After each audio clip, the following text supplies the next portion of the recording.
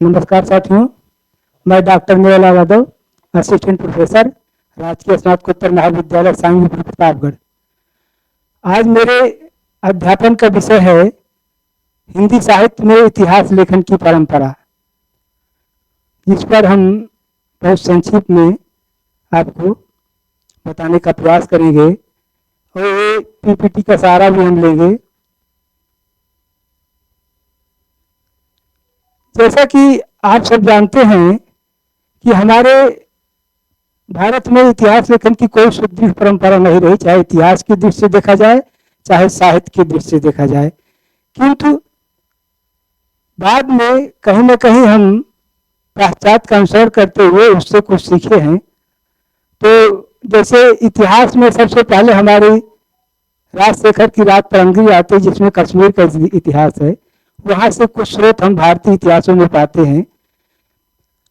तो इतिहास को क्या कर हिंदी साहित्य के इतिहास को जानने के लिए सबसे पहले हम इतिहास को थोड़ा सा देखेंगे। इतिहास किसे कहते हैं? इतिहास का अर्थ, इतिहास संस्कृत के 3 शब्द इति, ऐसा ही, हा, निश्चय रूप से एवं आस्था से मिलकर बना है, जिसका शाब्दिक अर्थ होता है ऐसा ही निश्चय रूप से हुआ था, अर्थात जो अतीत काल में निश्चित रूप से घटित हुआ वो इतिहास है। परिभाषा की दृष्टि से देखा जाए तो इतिहास सामाजिक विज्ञान की वह शाखा है जिसके तहत अतीत काल की घटनाओं या उससे संबंध रखने वाले व्यक्तियों का कालक्रमानुसार अध्ययन किया जाता है। आगे हम बढ़ते हैं। साहित्य का इतिहास। साहित्य के इतिहास के विषय में आचार्य रामचंद्र शुक्ल ने बहुत सटीक परिभाषा दी है। उनका मानना है कि प्रत्येक देश का साहित्य वहां की जनता की चित्तवृत्तियों का संचित प्रतिबिंब होता है। तब यह निश्चित है कि जनता की चित्तवृत्ति के परिवर्तन के साथ साथ साहित्य के स्वरूप में परिवर्तन होता चला जाता है। आदि से अंत तक इन्हीं चित्तवृत्तियों की परंपरा को परखते हुए साहित्य की परंपरा के साथ उसका सामंजस्य दिखाना ही इतिहास कहलाता है। यहाँ एक ध्यान देने की जरूरत है, जनता की चित्तवृत्ति और साहित्य की परंपरा।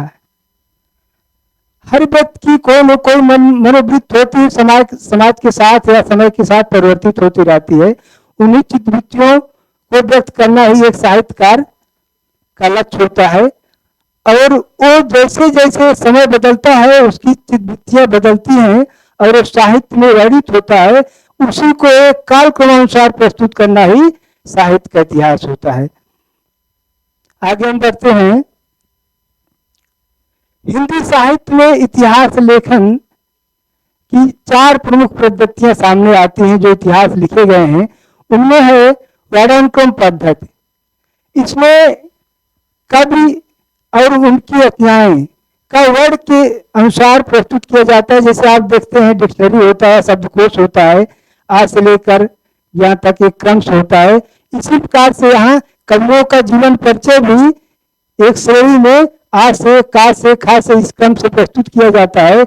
यहाँ इसकी सबसे बड़ी खामी ये होती है कि कबीरदास और केशव को एक साथ रख दिया जाता है, जबकि उनका जन्म समय अलग अलग होता है। ठीक, और इसमें न तो वैज्ञानिक विवेचना की जाती है, न तो कालखंड का कोई विवरण प्रस्तुत किया जाता है, न परिस्थितियों के अनुसार रचनाओं का मूल्यांकन किया जाता है।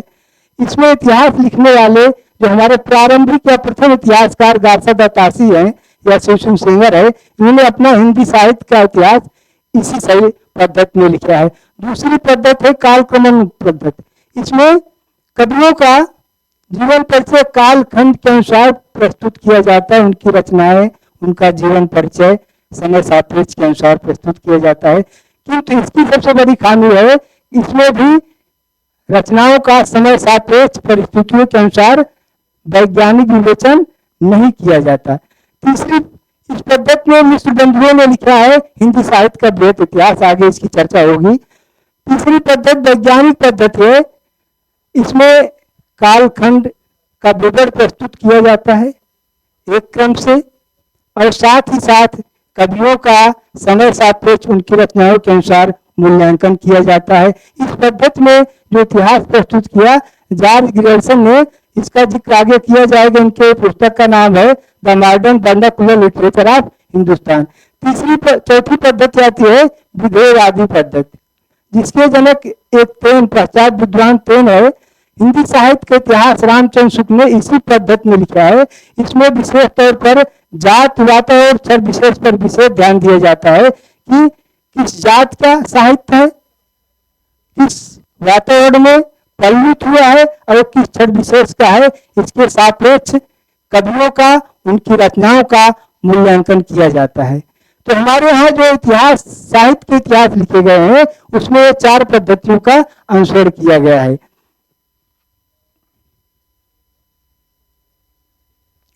हिंदी साहित्य के इतिहास लेखन की जो पूर्व पृष्ठभूमि है, क्योंकि साहित्य इतिहास लेखन की कोई व्यवस्थित परंपरा हमारे यहाँ नहीं मिलती है। पूर्व में कुछ कवियों का जीवन परिचय, उनकी रचनाएं, या कहिए कि उनका एक नामावली प्रस्तुत की गई, जिसमें सबसे पहले आते हैं मलिक मोहम्मद जायसी। उन्होंने अपने पद्मावत में अपने से पूर्व जो प्रेम धारा के कवि हैं उनका उल्लेख किया है। और आप जानते हैं सूरदास के गुरु बल्लभाचार्य थे, बल्लभाचार्य के पुत्र विठलनाथ थे और विठलनाथ के पुत्र गोकुलनाथ थे। वही विठलनाथ जिन्होंने अष्टाप की स्थापना की थी 1565 ईस्वी में, उनके पुत्र गोकुलनाथ हैं। उन्होंने 2 ऐसे ग्रंथ लिखे, 84 वचन की वार्ता और 252 वचन की वार्ता। 84 वचन की वार्ता में उन्होंने बल्लभाचार्य के उन 4 शिष्यों का जीवन वृत्त प्रस्तुत किया है। और दूसरे हैं ग्रंथ है 252 वचन की वार्ता, वो विठलनाथ के 4 शिष्यों का जीवन वृत्त प्रस्तुत किया गया है। ये 4 जो 8 मिलते हैं, जिनको अष्टाप कहा जाता है, इन दोनों रचनाओं में इन्हीं अष्टाप कवियों का जीवन परिचय प्रस्तुत किया गया है। आगे सबसे बड़ा नाम आता है नाभादास। भक्तकाल के गद्य लेखकों में नाभादास का नाम प्रमुख है। इन्होंने भक्तमाल लिखा, अपने समकालीन भक्त कवियों का अस्तुतगान किया है। आप ये जान सकते हैं कि आजकल एक तुलसीदास को आधुनिक काल का वाल्मीकि कहा जाता है हिंदी साहित्य में। हाँ, कलिकाल उद्धार हेतु वाल्मीकि तुलसी भयो, नाभादास ने ही लिखा है। तो सारे लगभग भक्त कवियों का जीवन वृत्त नाभादास ने भक्तमाल में प्रस्तुत किया है। गुरु ग्रंथ साहब, जिसका संपादन गुरु अर्जुन देव ने किया था, उसमें भी नानक, कबीर, रविदास, नामदेव आज 16 संतों की काव्य संग्रह प्रस्तुत किया गया है। अन्य कृतियां और आते हैं जिसमें कवियों का जीवन परिचय है, जिसमें कविमाला, कालिदास हजारा, भक्त नामावली, कविमाला, ऐसी कई कृतियां हैं जिसमें कवियों का जीवन परिचय तो मिलता है, किंतु ये ऐतिहासिक दृष्टि से या इतिहास के तत्वों के आधार पर इनका कोई सरोकार नहीं है। इतिहास लिखने का जो पहला प्रयास आता है हमारे सामने, वो एक पाश्चात्य विद्वान, फ्रेंच विद्वान गार्सा द तासी ने प्रयास किया, इस्तार द ला लेट्री एंडुए हिंदुस्तानी नाम से फ्रेंच भाषा में लिखित यह इतिहास हिंदी साहित्य का प्रथम इतिहास होने का गौरव प्राप्त है। अनेक खामियां हैं, यद्यपि इतिहास विदेश में बैठा हुआ एक विद्वान जो फ्रेंच भाषा में सभी हिंदी या उर्दू कवियों का जीवन वृत्त प्रस्तुत करता है, वो अपने आप में बहुत बड़ी उपलब्धि है। इस ग्रंथ का प्रकाशन सन 1839 ईस्वी में हुआ। प्रथम भाग, दूसरा भाग 1846 ईस्वी में प्रकाशित होता है।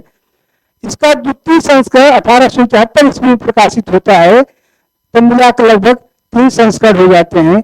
इसकी भाषा आप फ्रेंच कह सकते, अंग्रेजी है।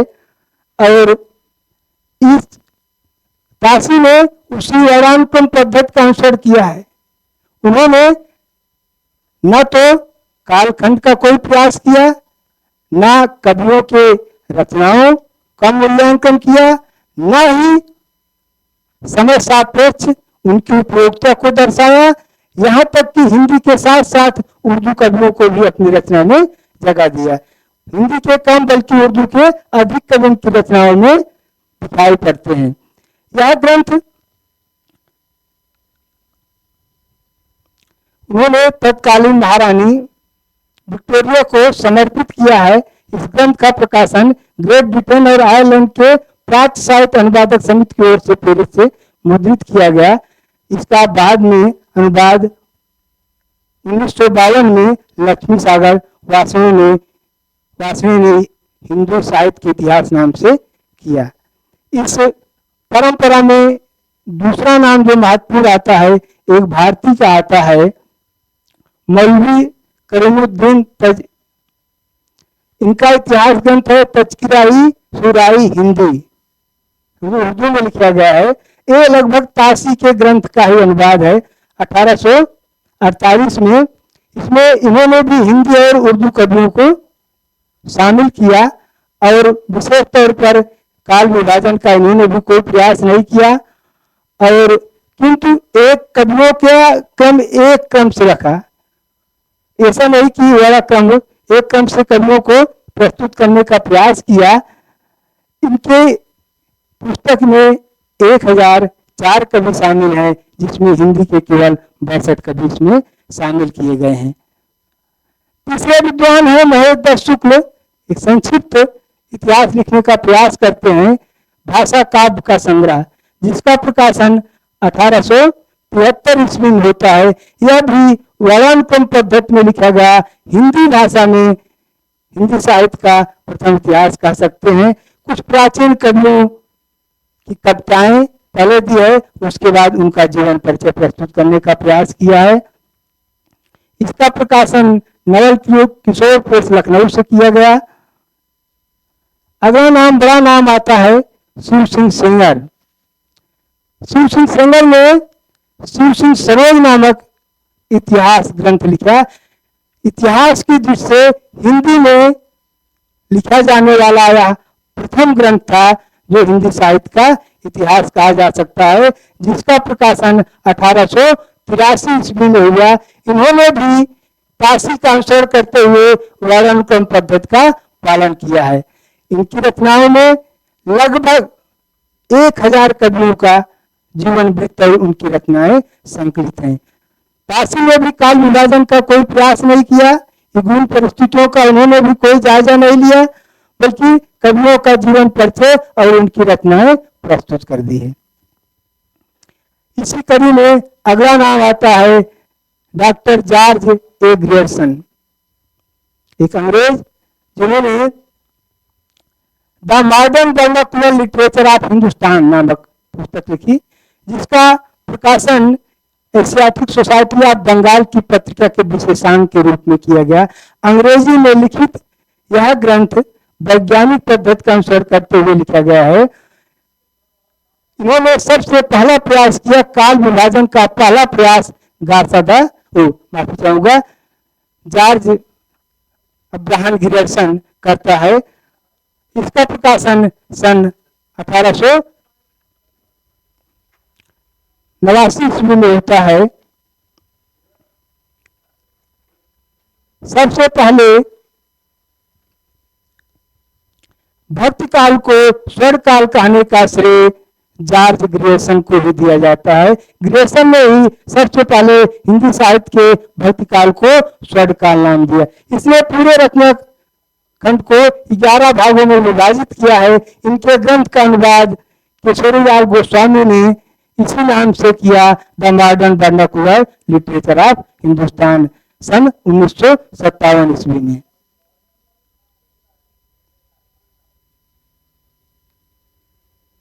अगला नाम आता है मिश्र बंधु।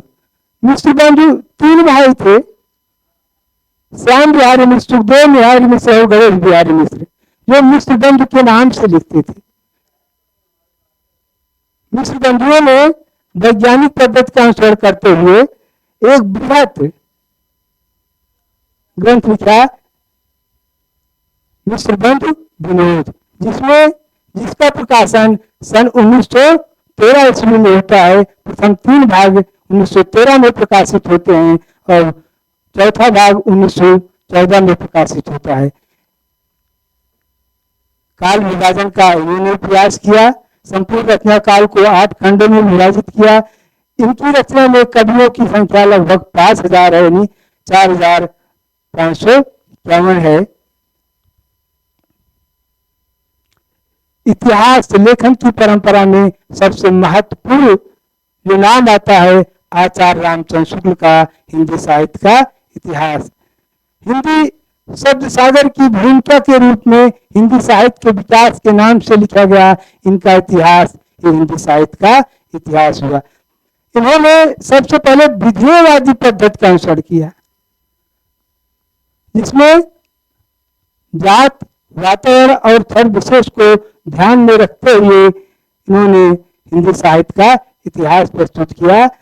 और इनका पूर्ण जोर कवियों का जीवन परिचय प्रस्तुत न करके समय सापेक्ष उनकी रचनाओं का मूल्यांकन प्रस्तुत करना था।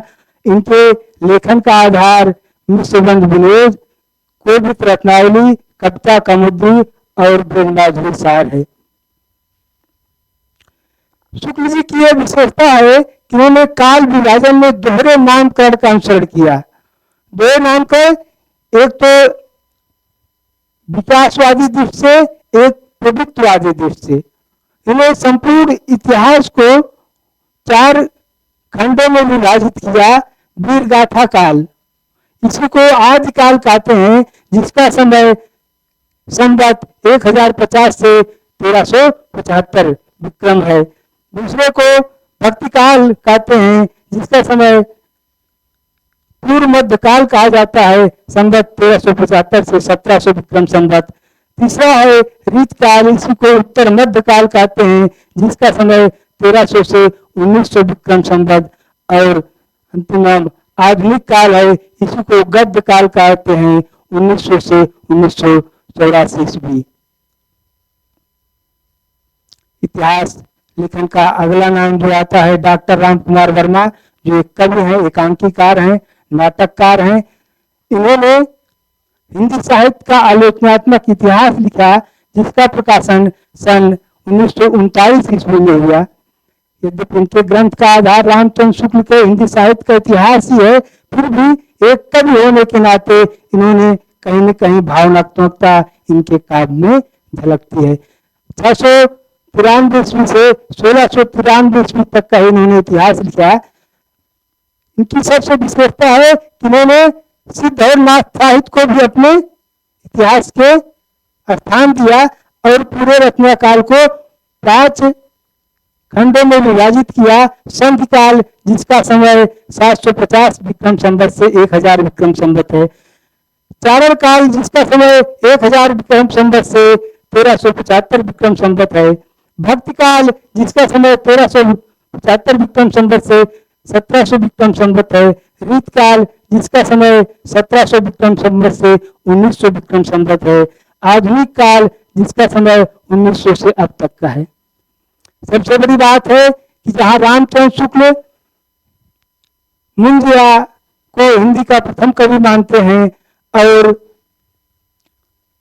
सुशील सेंगर पुष्प नामक किसी कवि को हिंदी का प्रथम कवि मानते हैं, वही इन्होंने हिंदी को प्रथम कवि स्वयंभू को माना है। इतिहास लेखन की श्रृंखला में जो अगला महत्वपूर्ण नाम आता है आचार्य हजारीलाल द्विवेदी का। इन्होंने कोई व्यवस्थित इतिहास तो नहीं लिखा, लेकिन इतिहास से संबंध रखने वाली 3 महत्वपूर्ण पुस्तकें इनकी विशेष महत्व रखती हैं। हिंदी साहित्य की भूमिका, हिंदी साहित्य उद्भव और विकास, हिंदी साहित्य का आदिकाल। ये ऐसे व्यक्ति हैं जिन्होंने सर्वप्रथम शुक्ल जी की मान्यताओं का खंडन किया है। यहाँ तक जिसको भक्तिकाल का उदय, जहाँ शुक्ल जी इस्लाम की प्रतिक्रिया स्वरूप मानते हैं, वहीं हजारीलाल द्विवेदी भक्ति का उदय परंपरागत जोड़ते हुए सिद्ध और नाथ साहित्य से मानते हैं। हजारीलाल द्विवेदी का काल विभाजन जो है संवत 1000 से, ये आदि काल को संवत 1000 से 1375 ईस्वी मानते हैं और भक्ति काल को 1375 विक्रम संवत से 1700 विक्रम संवत और रीत काल को 1700 से 1900 विक्रम संवत मानते हैं। आधुनिक काल को 1900 से अब तक का समय मानते हैं। ये हिंदी के प्रथम कट के स्थान पर अब्दुल रहमान को स्थान देते हैं, जिनकी रचना संदेश राशक है।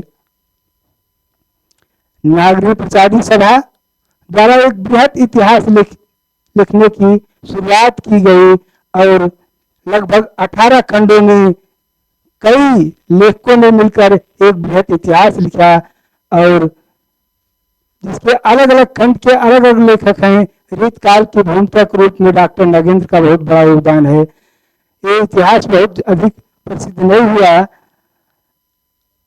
हिंदी साहित्य के इतिहास में अंतिम जो महत्वपूर्ण नाम है वो गणपत चंद्र गुप्त का है, जिन्होंने हिंदी साहित्य का वैज्ञानिक इतिहास 2 भागों में लिखा, जिसका प्रकाशन 1965 ईस्वी में होता है। और इन्होंने वर्तमान परिस्थितियों के सापेक्ष हिंदी के उन्नत को या हिंदी के विकास का मूल्यांकन करते हुए नए वैज्ञानिक पद्धति में इतिहास प्रस्तुत किया है।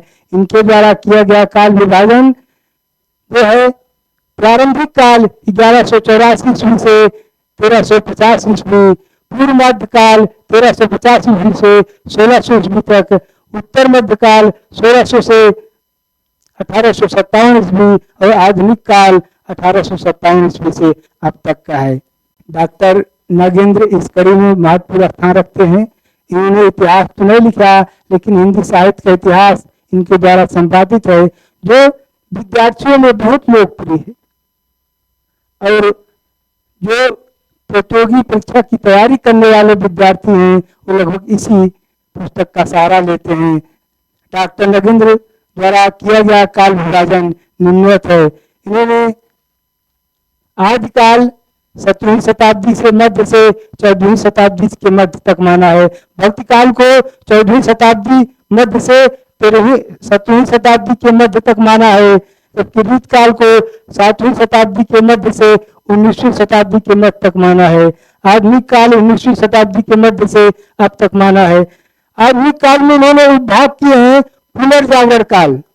पुनर्जागरण काल भारतीय युग 1877 से 1900 ईस्वी तक, और दूसरा जागर सुधार काल द्विवेदी 1900 से 1918 ईस्वी तक, और तीसरा है छायावाद 1800 से 1918 से 1938 ईस्वी और छायावाद उत्तर काल में इन्होंने प्रगत प्रयोग काल को 1938 से 1953 ईस्वी और नवलेखनवाद सन 1953 से अब तक के इतिहास लेखन की एक लंबी फेरिस्त है, जिसको मैं आपके सामने कुछ लेखकों और उनकी रचनाओं को प्रस्तुत करना चाहूंगा। लेखक डॉक्टर धीरेन्द्र वर्मा ने हिंदी साहित्य का इतिहास लिखा। विश्वनाथ प्रसाद मिश्र ने हिंदी साहित्य का 2 भागों में लिखा है। डॉक्टर भागीरथ मिश्र ने हिंदी काव्य शास्त्र का इतिहास लिखा है। डॉक्टर नलिन विलोचन शर्मा हिंदी साहित्य का इतिहास दर्शन। सूर्यकांत शास्त्री हिंदी साहित्य का विवेचनात्मक इतिहास। मोतीलाल मनारिया राजस्थानी भाषा और साहित्य का इतिहास। रामदेव त्रिपाठी कविता कमुद्री। कृपा शंकर शुक्ल आधुनिक हिंदी साहित्य का इतिहास। डॉक्टर बच्चन सिंह हिंदी साहित्य का दूसरा इतिहास। डॉक्टर राम कुमार वर्मा हिंदी साहित्य का आलोचनात्मक इतिहास, जिसका जिक्र हो चुका है। डॉक्टर राम स्वरूप चतुर्वेदी हिंदी साहित्य और संवेदना का विकास। राहुल सांकृत्यायन हिंदी काव्य धारा। डॉक्टर नामेर सिंह आधुनिक साहित्य की प्रवृत्तियां। शिव कुमार शर्मा हिंदी साहित्य एवं प्रवृत्तियां। पादरी Edwin Greaves sketch of Hindi literature. पादरी FAE के history of Hindi literature. Ramashankar Shukla Rasal Hindi साहित्य का इतिहास। नंद दुलारे वाजपेयी हिंदी साहित्य 20वीं शताब्दी। इतिहास लेखन की एक लंबी परंपरा है, इसको पूरा यहाँ प्रस्तुत नहीं किया जा सकता, लेकिन जो प्रमुख इतिहास कृतियां थी उसको मैं प्रस्तुत करने का प्रयास करता हूँ, किया हूँ। बहुत बहुत धन्यवाद।